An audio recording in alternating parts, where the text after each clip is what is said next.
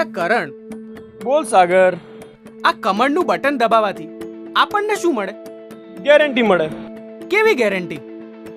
ભાઈ એ ગેરંટી કે દેશમાં કોઈ પણ ગરીબ પરિવાર ભૂખ્યું નહીં ઊંઘે. અચ્છા, ગંભીર બીમારીની સારવાર મફત મળશે, દવાઓ સસ્તી રહેશે, જિંદગી નહીં.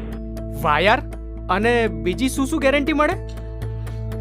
ભાઈ કાશ્મીર હોય કે કન્યાકુમારી, હા. ગુજરાત હોય કે અરુણાચલ પ્રદેશ, સૌ માટે કાયદાઓ સમાન રહેશે. અને દેશની લોકસભા અને વિધાનસભાઓમાં આપણી મહિલાઓ પુરુષો સાથે ખભેથી ખભો મિલાવીને ઊભી રહેશે. ક્યાં વાત હે યાર. ભાઈ આ તો કઈ જ નથી, ડ્રોન્સ જેવી એડવાન્સ ટેકનોલોજીથી આવશે એગ્રીકલ્ચર સેક્ટરમાં રિવોલ્યુશન. અને ભાઈ મેં તો એ પણ સાંભળ્યું છે કે ખેડૂતોને જરૂરી માહિતી મળે ને એના માટે સ્પેશિયલ સેટેલાઇટ પણ લોન્ચ કરવાના છે. હાસ તો. અને આપણા જેવા યંગસ્ટરને શું મળશે? શું મળશે? ભાઈ સ્કિલ સાથે સક્ષમ થવાની તક અને એમ્પ્લોયમેન્ટ ઓપોર્ચ્યુનિટીઝ પણ. ક્યાં વાત હે યાર. ભાઈ આ વખતના સંકલ્પ પત્રમાં દરેક સેક્ટરના વિકાસ માટે કેટલા સંકલ્પો લેવાયા છે. સુપરથી પણ ઉપર. ભાઈ આ માત્ર સંકલ્પ નથી, આ છે મોદીની ગેરંટી. અને મોદીની ગેરંટી એટલે ગેરંટી પૂરી થવાની પણ ગેરંટી.